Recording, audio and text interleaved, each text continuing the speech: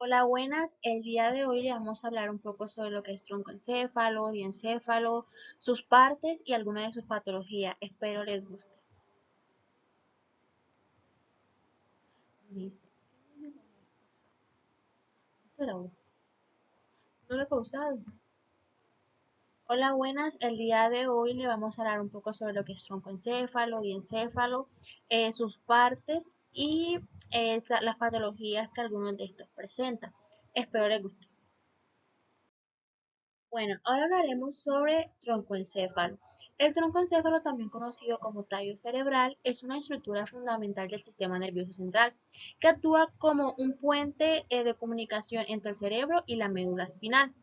Su importancia radica en que contiene núcleos de nervios craneales, que son los pares craneales, y controla funciones vitales involuntarias.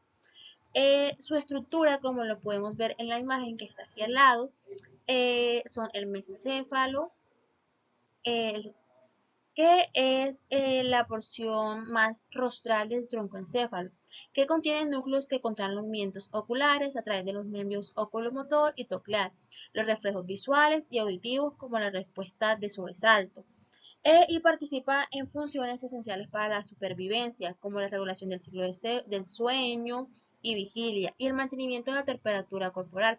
Por ejemplo, los colículos superiores e inferiores ubicados en el mesencéfalo son cruciales para el procesamiento de la información visual y auditiva, respectivamente, y para dirigir respuestas reflejas a estos estímulos. Pues hablando de las patologías del troncoencéfalo, perdón, del mesencéfalo, pues, estas lesiones pueden tener consecuencias graves.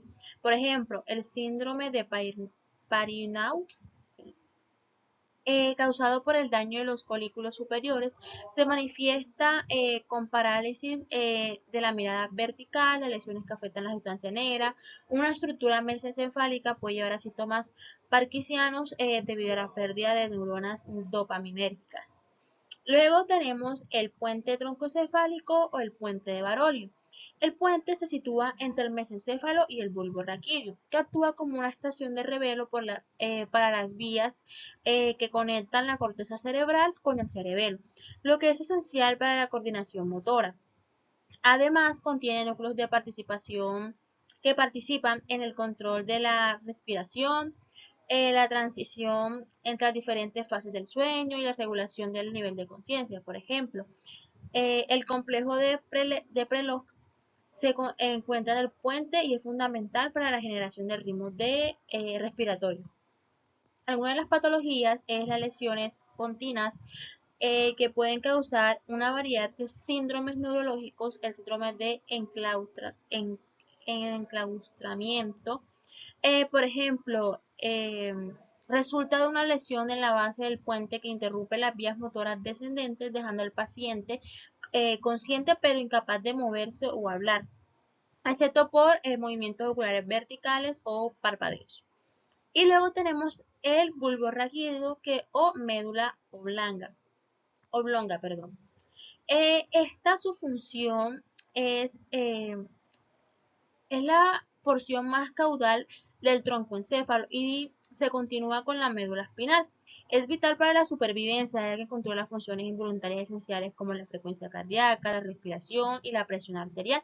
También contiene núcleos que medían reflejos como la tos, el estornudo, el vómito y la deglución. Por ejemplo, los centros cardiovasculares y respiratorios del bulbo aseguran la regulación automática de estas funciones vitales.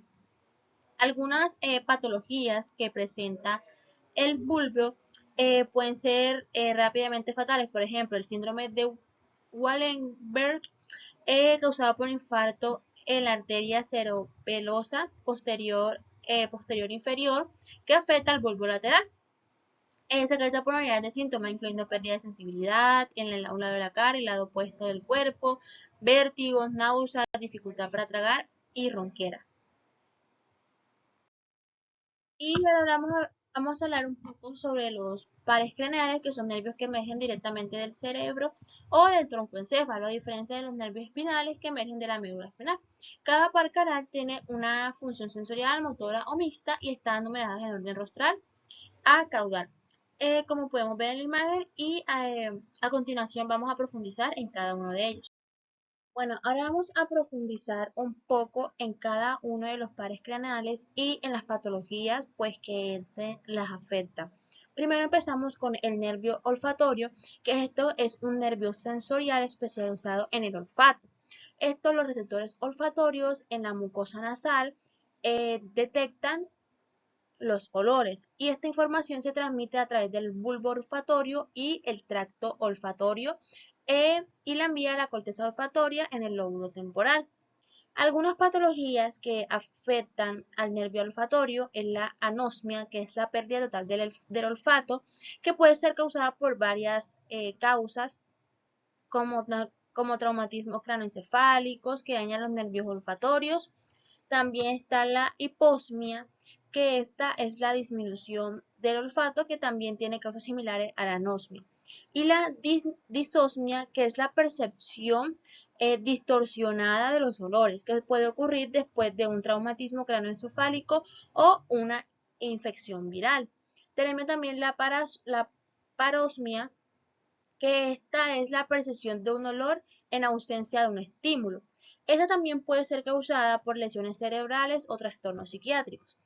Bien, esta, este puede tener un impacto en la vida de las personas, ya que puede llevar a la disminución del disfrute de la comida, la pérdida de sensaciones placenteras, lo que puede contribuir a la depresión, a la ansiedad, y también puede ser peligrosa, ya que la persona no puede detectar, puede ser fugas de gas o alimentos en mal estado. Ahora pasamos al nervio óptico, al segundo nervio, que este también es un nervio sensorial especializado en la visión. Las células ganglionares de la retina envían axones que forman el nervio óptico, que transmiten la información visual al quiasma óptico, donde las fibras nasales se cruzan y luego al tracto óptico, el cuerpo geniculado lateral del tálamo y finalmente a la corteza visual en el lóbulo occipital.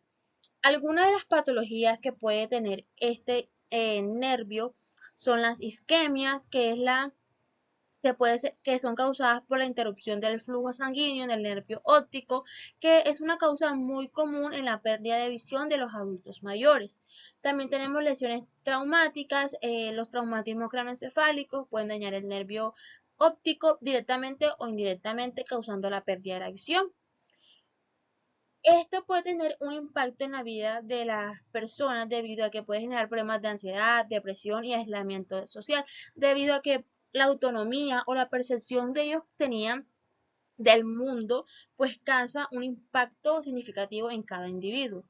Luego tenemos el nervio ocular o oculomotor, que este básicamente controla la mayoría de los músculos que mueve el ojo, recto superior, recto inferior, recto medial y oblicuo inferior.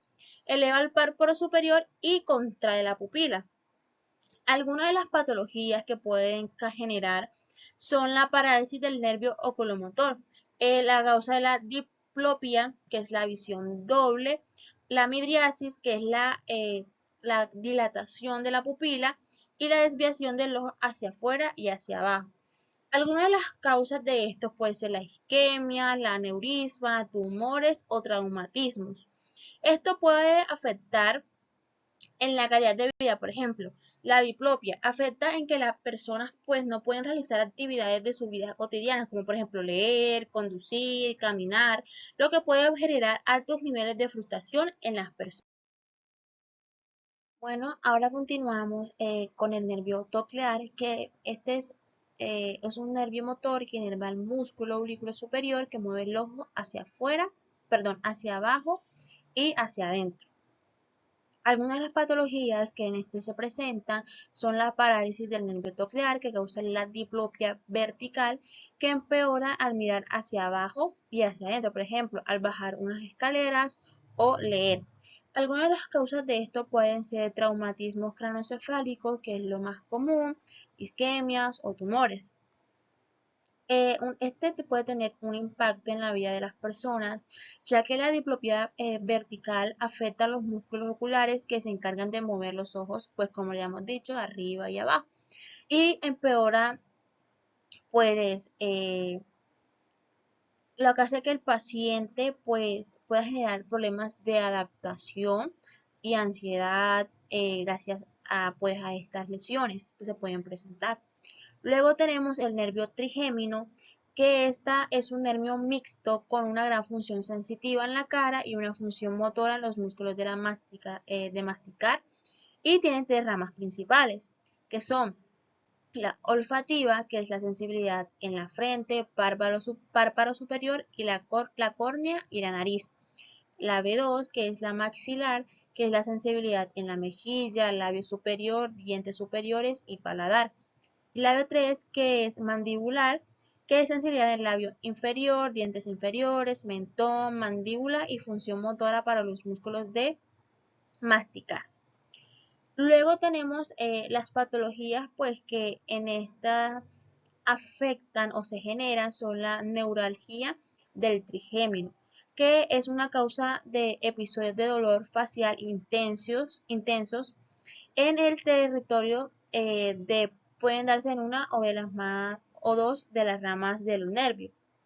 Y estas pueden ser causadas por la comprensión del nervio por un vaso sanguíneo o por tumores o por la esclerosis múltiple también.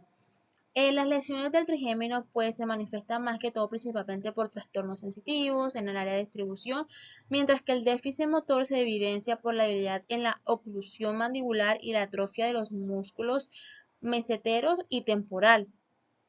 Notamos también la desviación mandibular hacia el lado enfermo al abrir la boca debido a la acción no antagonizada de los músculos sanos. Y esto puede generar en las personas que la padecen, pueden depresión y pueden causarles también miedo a ese dolor que presenta. Luego tenemos el nervio aductor o abducen, que básicamente es un nervio motor que inerva el músculo rectolateral, que mueve el ojo hacia afuera. Algunas de las patologías que puede presentar este es la parálisis del nervio aductor, que causa la diplopia horizontal, que empeora al mirar hacia el lado afectado. El ojo afectado se desvía hacia adentro. Las causas pueden ser traumatismo craneoencefálicos, isquemias, tumores, aumento de la presión intracraneal. Esto puede tener o generar un impacto en la vida de las personas, principalmente la lesión del nervio abducen es traumática, debido a la ubicación anatómica vulnerable en que se encuentra. Y las causas más comunes son el trauma, los tumores, las lesiones unilaterales por trastornos craneoencefálicos, y estos pueden tener pues afectar dificultar las actividades cotidianas que pues hacen las personas. Bueno, ahora continuando con esto, vamos a hablar un poco del nervio facial, que este es un nervio mixto con funciones motoras para los músculos de la expresión facial, funciones sensitivas para el gusto en los 2/3 anteriores de la lengua y funciones parasimpáticas para la secreción de la lágrima y la saliva. Algunas de las patologías que pueden afectar a este núcleo es la parálisis supranuclear del facial, que se produce por lesiones de las fibras corticobulbares originadas en la zona de representación facial de la corteza, más frecuentemente como parte de una hemorragia capsular. Esta parálisis puede afectar en el autoestima y la comunicación no verbal, lo que puede generar que la persona no quiera convivir con su entorno por esta afectación. Luego tenemos el nervio vestíbulo-coclear, que es un nervio sensorial con dos ramas, es decir, rama vestibular, que es el equilibrio y la orientación espacial, y la rama, perdón, coclear, que es la audición.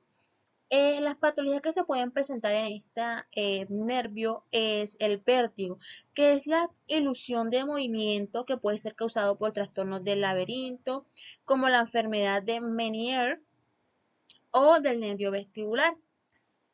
También puede ser la tinnitus, que es la percepción de ruidos intensos en el oído.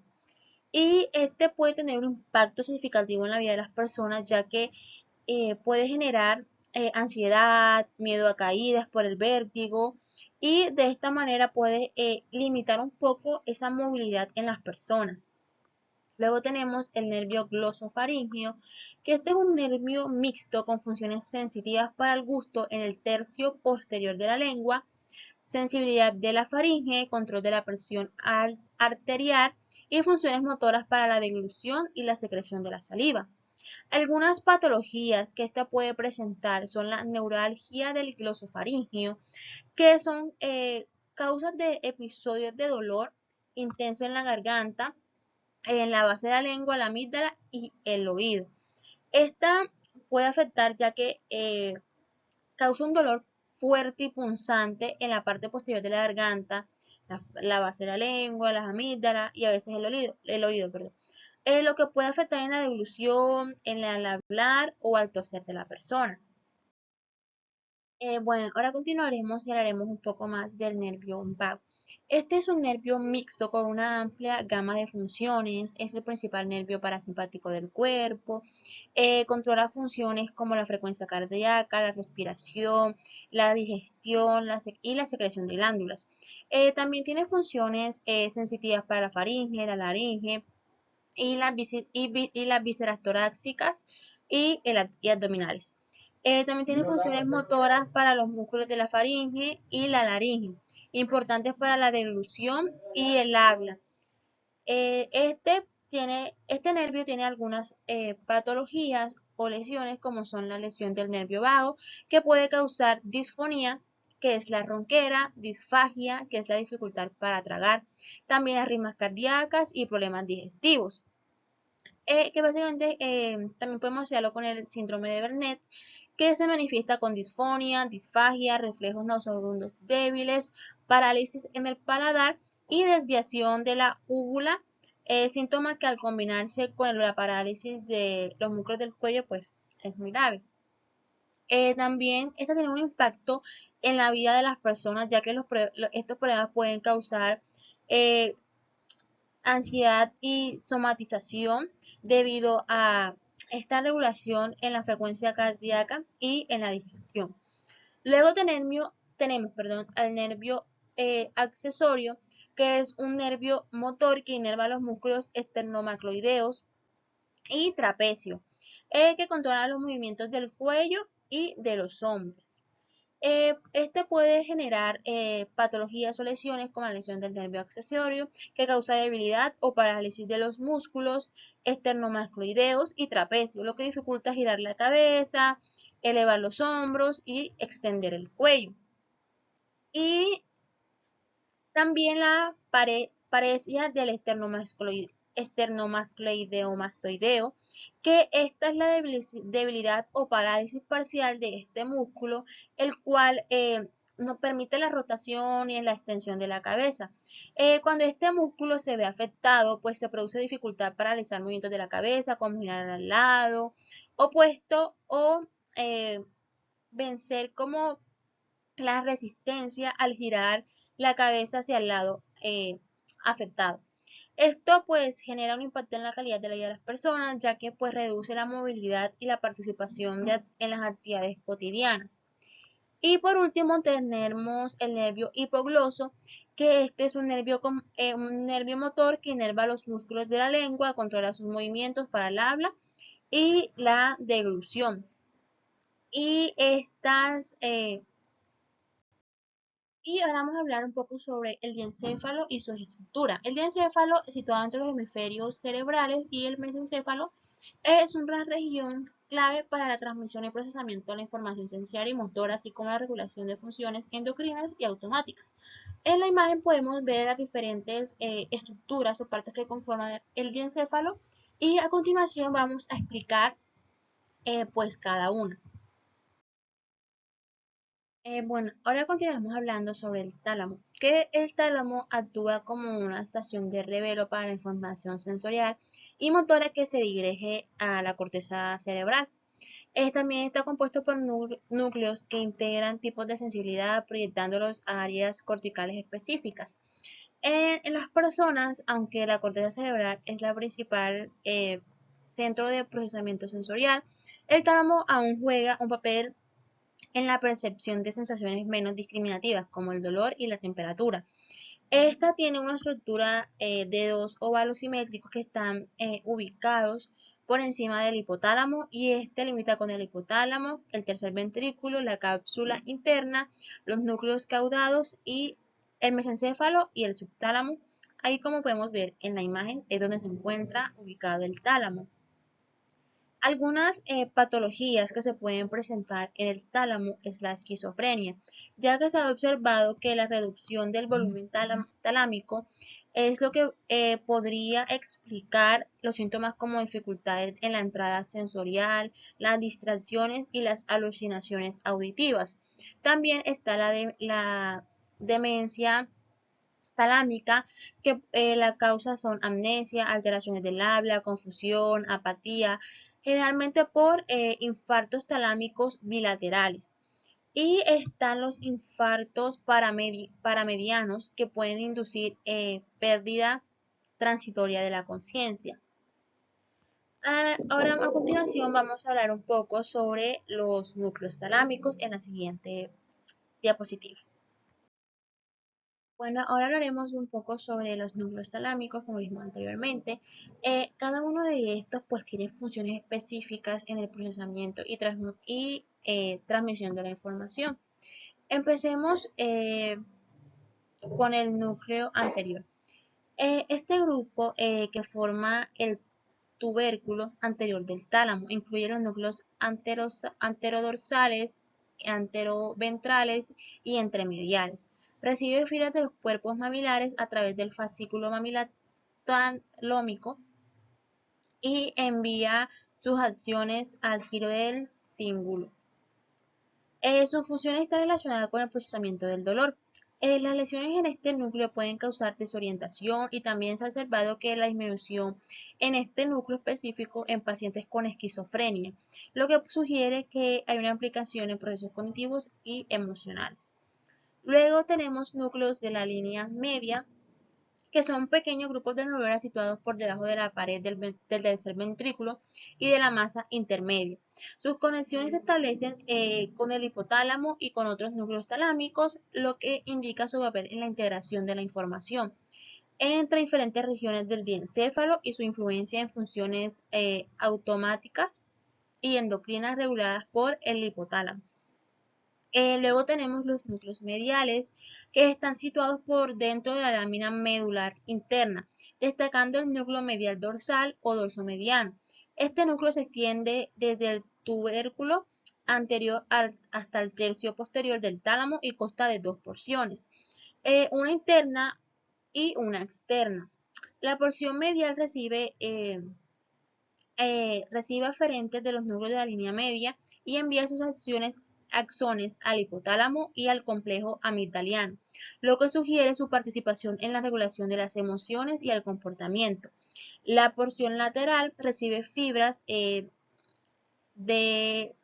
varios núcleos del tálamo y se proyecta a la corteza del lóbulo frontal, lo que indica su papel en funciones ejecutivas, planificación y toma de decisiones. La demencia talámica se caracteriza por la amnesia, alteración del habla, confusión, apatía y falta de espontaneidad motora. Se asocia comúnmente con infartos talámicos bilaterales que interrumpen la conexión talámico-corticales afectando estos núcleos. Estas son algunas de las patologías que se pueden presentar específicamente en este núcleo. Luego tenemos los núcleos de la lámina medular interna o núcleos intralaminares, que estas son pequeñas masas nucleares situadas en el espesor de la lámina medular interna. Sus conexiones se establecen con otros núcleos talámicos y probablemente con distintos núcleos de la formación reticular del tallo cerebral. Lo que sugiere pues un papel de modulación en la activación cortical y el nivel de conciencia. El mayor de los núcleos intralaminares es el núcleo centromediano, situado en el tercio medio del tálamo, que recibe conexiones de otros núcleos talámicos.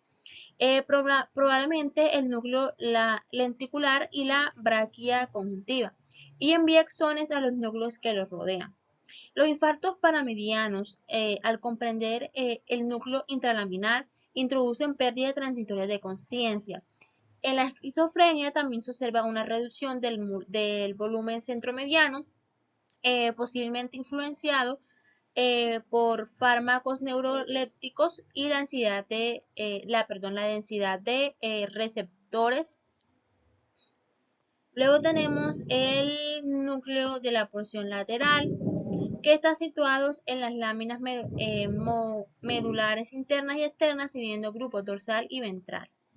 El núcleo ventral anterior, que está situado en la porción anterior del tálamo, tiene conexiones con el globus pallidus a través del tálamo fascículo talámico. Se identifica como el sitio de lesión talámica más frecuente, asociado con afasia, una afectación en la capacidad de una persona para comunicarse, incluyendo el habla, la comprensión del lenguaje hablado, leer y escribir. Luego tenemos el núcleo ventral lateral, que esta recibe fibras de las branquias conjuntivas y el núcleo rojo, y se proyecta en áreas motoras de la corteza. En este núcleo se pueden manifestar hemiparesias, y hemiatasia transitorias leves, que la primera es referencia a la debilidad o parálisis facial de un lado del cuerpo, mientras que la hemiatasia se refiere a la falta de coordinación y equilibrio del cuerpo. Luego tenemos el núcleo ventral posterior, que está subdividido en masas nucleares, destacando el núcleo ventral postolateral, que recibe las fibras del lémsico medio y de los fascículos espinatolámicos, y envía sus axones a la porción superior de la circunvalación postcentral y el núcleo ventral postoromedial. Eh, uno de los primeros, una de las lesiones del núcleo ventral, de este núcleo, puede ser la pérdida sensorial contralateral sin déficit cognitivo significativos, donde se presentan, donde las paresthesias, incluyendo el dolor, pueden ser los primeros síntomas, evolucionando a la incapacidad contralateral y en algunos casos dolor tardío. Luego tenemos núcleos de la porción dorsal, que son dos, que es el núcleo lateral dorsal y el lateral posterior, que reciben fibras de varios núcleos talámicos y envían sus axones, en especial a la corteza temporal y parietal. Luego tenemos el núcleo reticular, que es una delgada capa de sustancia gris situada dentro de la lámina medular externa, y que esta puede y forma parte del conjunto de los núcleos intralaminares. Luego tenemos los grupos nucleares posterior, que está el pulpinar, y grupos geniculados medios y cuerpo geniculado lateral. Gracias. Bueno, ahora continuaremos hablando sobre el epitálamo y la hipófisis. Primero que todo, el epitálamo. El epitálamo se ubica en la línea media sobre el tercer ventrículo y frente al colículo superior. Es una estructura de apariencia glandular que contiene pinalocitos, células que sintetizan serotonina y melatonina. La liberación de la melatonina es bloqueada por la luz, siendo mayor durante la noche. Esta glándula, ricamente vascularizada y con un flujo sanguíneo alto, actúa como un transductor neuroendocrino, transformando señales neurales en endocrinas. Es considerado el órgano tranquilizador por las propiedades hipnóticas de la melatonina. Aunque es un órgano endocrino, los pinalocitos producidos de la pineal poseen procesos largos que conectan con el pretecto y el núcleo medial de la evennula, surgiendo también conexiones neuronales. Algunas de las patologías que se pueden presentar en el epitálamo es la lesión del núcleo supraquismático del hipotálamo, abole el ritmo de la producción de melatonina. A pesar de que los animales segados continúan produciendo dolas según el ciclo día-noche, se sugiere que existen otros mecanismos que pueden influir en la secreción de esta hormona, aunque el núcleo supraquiasmático sea el principal regulador. Por otro lado, tenemos la hipófisis, que es también conocida como la glándula pituitaria. Es una glándula endocrina ubicada justo debajo del hipotálamo. Esta tiene axones y dendritas que crean o generan hormonas con la información que le proporciona el hipotálamo. Esta regula funciones vitales del cuerpo como el crecimiento, la reproducción, la presión arterial y las respuestas de estrés. Se divide en hipófisis anterior y posterior, siendo la hipófisis anterior la que libera hormonas trópicas y la hipófisis anterior también en particular se califica como la glándula maestra. Algunas patologías que se pueden presentar en esta son los giganticismo pituitario, que esta es una condición causada por la hipercreación de la hormona del crecimiento, eh, generalmente producida por un adenoma hipofisiario, que es un tumor benigno en la glándula pituitaria, que ocurre durante la niñez antes de que se cierre la epífisis, las áreas de crecimiento que son las áreas de crecimiento en los extremos de los huesos.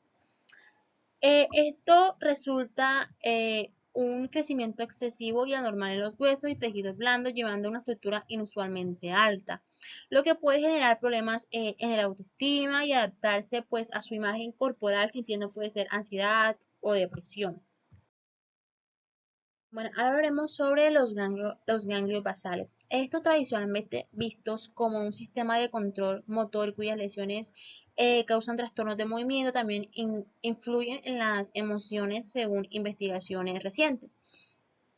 Estudios que observaron disfunciones emocionales y cognitivas junto a trastornos motores basales y casos donde síntomas psiquiátricos preceden a los motores respaldan esta influencia. Entender los ganglios basales que reciben señales de la corteza y la devuelven vía el hipotálamo a la corteza frontal es clave para comprender el comportamiento humano, ya que la corteza frontal juega un rol importante en sus funciones. La estructura anatómica de los ganglios basales sugiere que, al igual que el cerebelo, estos ganglios realizan una labor de modulación. No aportan fibra a las vías motoras descendentes, en lugar de ello forman parte de los bucles neurales que reciben input cortical de diversas regiones corticales y lo transmiten a través del tálamo a diversas regiones de la corteza motora.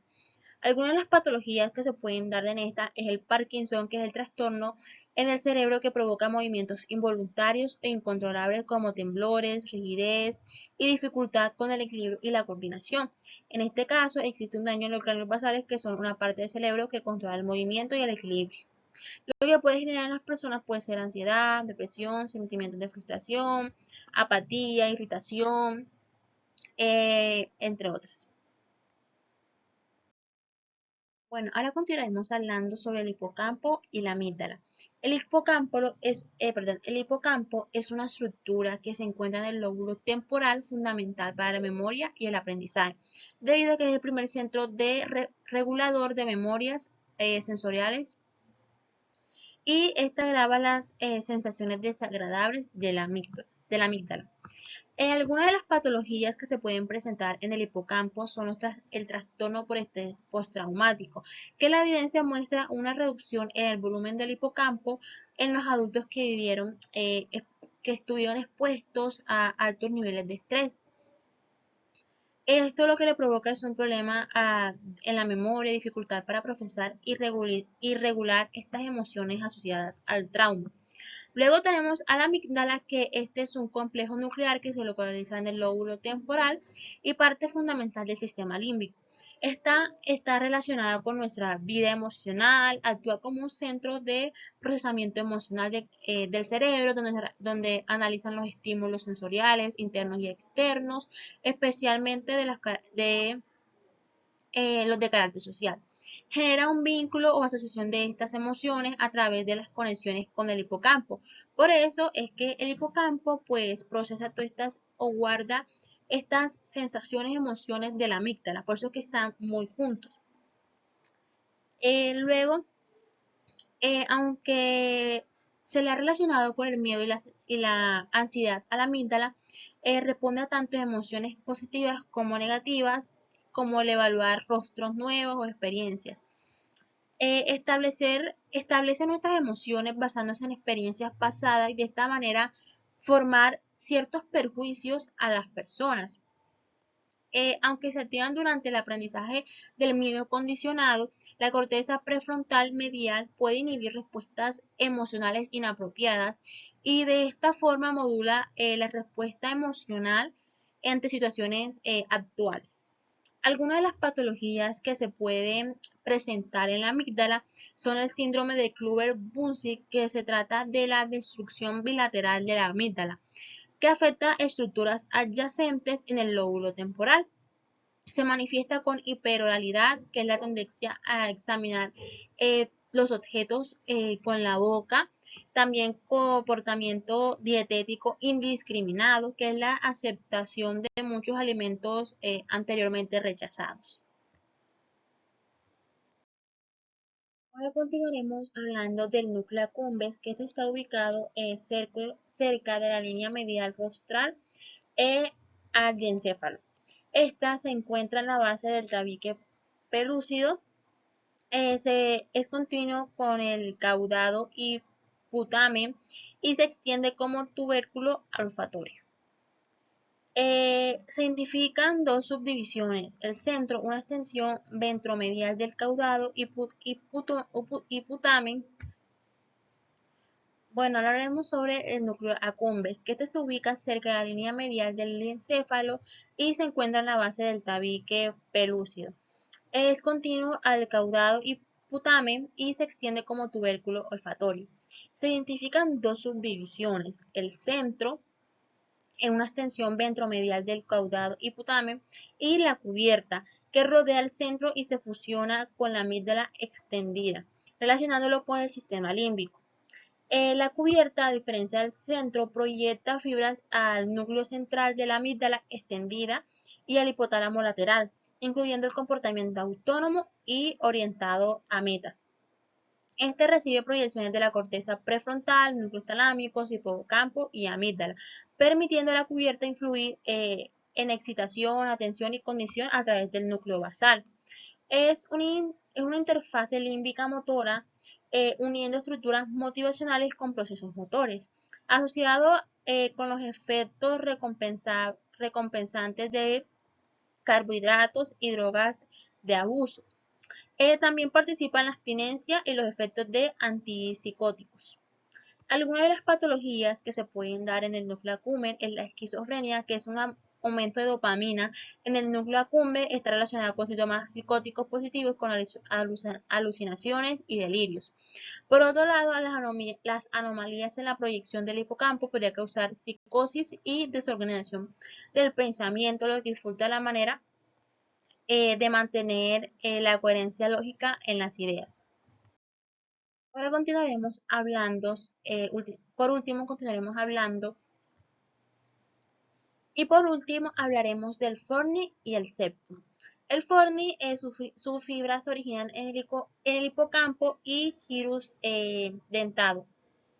Llegan a los cuerpos mamilares, en especial a su porción lateral y a otros núcleos del hipotálamo. Algunas fibras de un lado pasan al lado opuesto a través de las comisuras del hipocampo, situada a nivel del cuerpo del fornis. Algunas de las patologías que se pueden presentar en el fornis es el Alzheimer, que es la enfermedad más habitual de demencia. A veces aparecen en personas tan jóvenes como de 40 años de edad, pero la probabilidad de que se manifieste aumenta a medida que pasen los años a personas mayores de 85 años.